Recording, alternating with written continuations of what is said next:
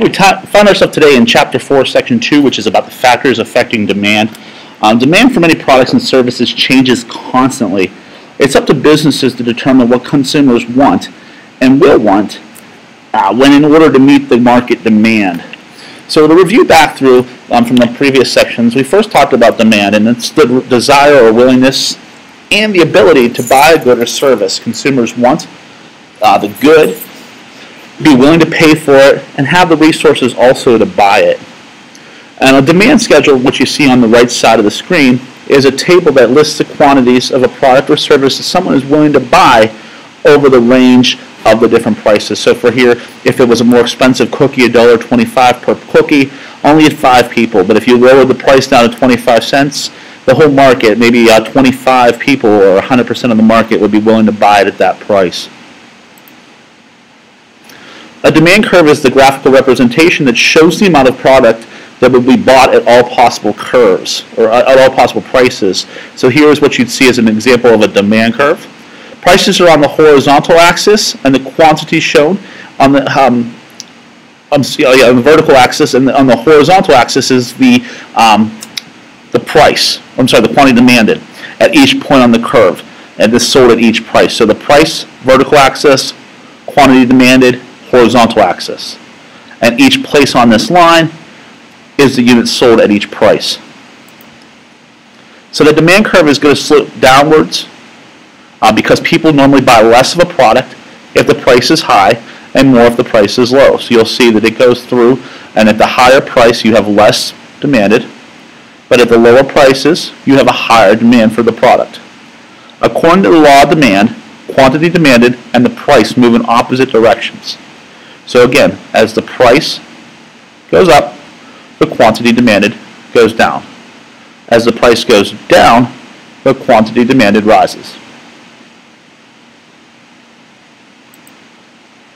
So market demand, here's where companies are interested in market demand. The total demand of all consumers for their products or services, not just the individual demand.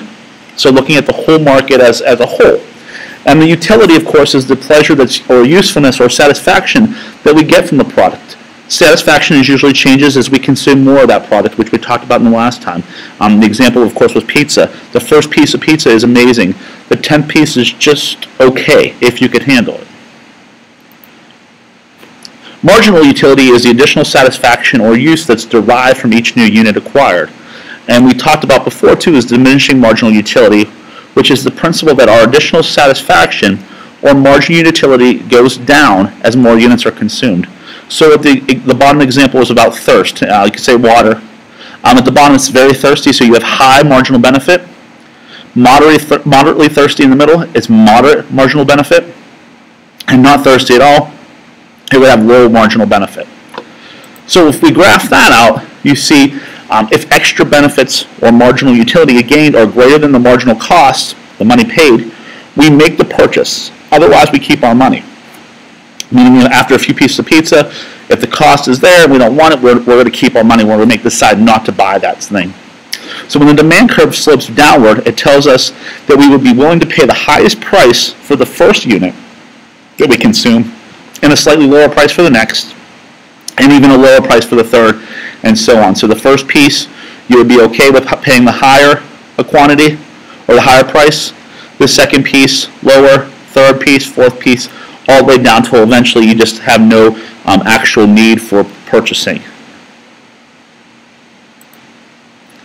On the different side is the idea of the changes in demand. So when your demand goes down, people are willing to buy fewer items at all possible prices. In this case, demand shifts to the left or it lowers. When demand goes up, people are willing to buy more of the same prices of the items at any given price. This pushes the demand curve to the right and it raises it. So on this example, even though it's about bottles, what I'm thinking about here is Steeler tickets. So if the Steelers have a good season, they keep an average ticket price and everybody's happy. If the next few seasons they start having losing seasons and they start losing more games and they come out of playoff contention, what you're going to see is the demand for the tickets go down, so you're going to see a total shift in the line, all right? If Big Ben decides to say he's going to retire on a season and this is his last year to play and he's playing really well, then you're going to probably see a lot more people want to come out for the games, so therefore the demand for the tickets at all prices are going to increase and that's where you're going to move to the right. So if Big Ben retires and it's an excitement, we want to get people out of the games, the line is going to move to the right. If they're losing and they're not doing very well, the line is going to move to the left as it trends down. So there are four main purposes of the change in demand. The first change is the change in population, and that's demand related to the number of consumers that are in the area. More people means a higher demand. So think about it from the perspective of more demand in Pittsburgh. You see more shops, more markets, more opportunities for people to go spend their money or buy products that they need. You also have change in income. So the demand changes when consumers' income changes. When people have more money, they use more money to spend that money. So if you have an area, if there's a tax cut from like the last year, you have more money in people's pockets, so you would expect those people to spend more money, which means it would raise the demand for certain items or certain markets. There's also a change in tastes. Changing tastes and the popularity of a product can affect demand. I talked about a couple sections before at the introduction with cell phones. When we had the flip phones, there was a taste for flip phones. As soon as you went over to a smartphone or the touchscreen flip phones, the demand of that other, the actual flip phone went down because the taste has changed. There's also changes in expectations, and this refers to the way that people think about the future. They can force higher demand or lower. And I think the best opportunity to explain that is the Tesla automobile. Originally, when the Tesla automobile, the electric car, came out, you only saw it in large metropolitan areas like Los Angeles, New York City. Slowly, you see it raising to other cities. Now, if you go to Pittsburgh, you're going to see a few Tesla dealerships. You'll also see some shade stores that have Tesla charging stations. But as the demand continues to grow, as our expectations change, what you're going to see is those dealerships popping up all over the place. So someone in Butler can have a Tesla so that they can get to those gas stations or those charging stations.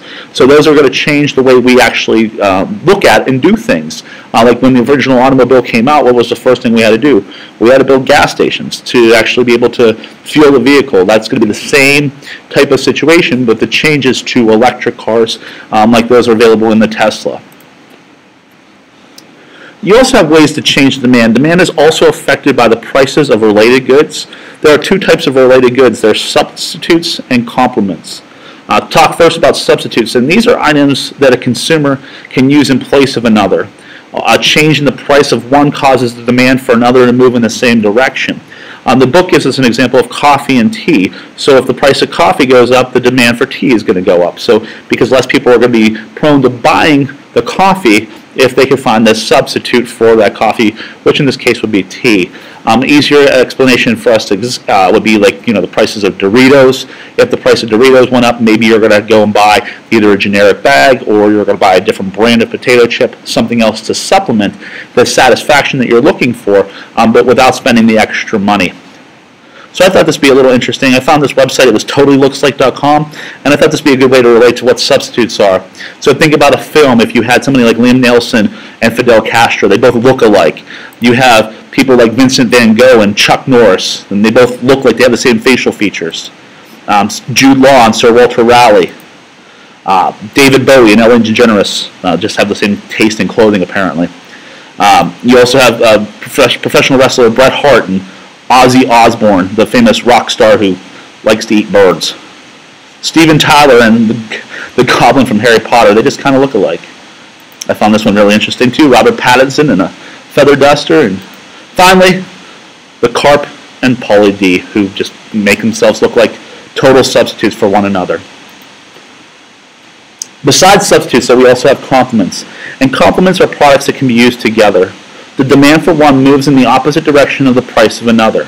So the only factor that can directly cause a change is the quantity of a good is the change in its price. If the price of coffee goes up, the demand will fall. So an example that the book gives us too is computers and softwares. They're both complements, okay? So if the price of a computer goes up, the demand for the software is going to go down because there's going to be less people buying the computer, so there's less people who are going to be buying the software. It also works in the same relationship. So if the price of hot dogs go down, the demand for ketchup is also going to go up because it's a complementary item. It goes through and works directly with the hot dog itself. So to review, the only event that can cause a change in quantity demanded is a change in price.